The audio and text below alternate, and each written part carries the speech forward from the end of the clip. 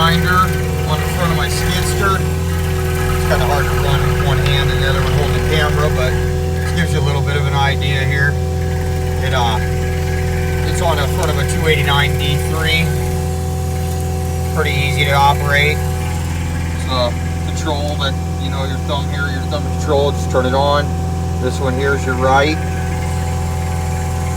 Then you want to go left, right here.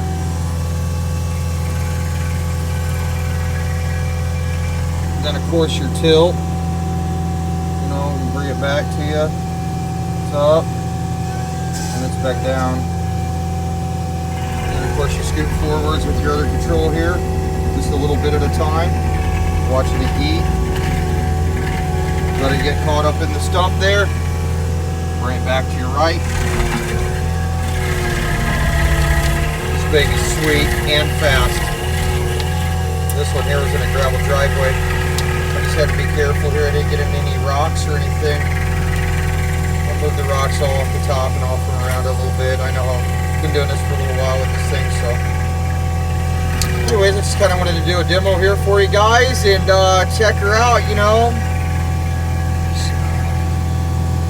Alright, well, there's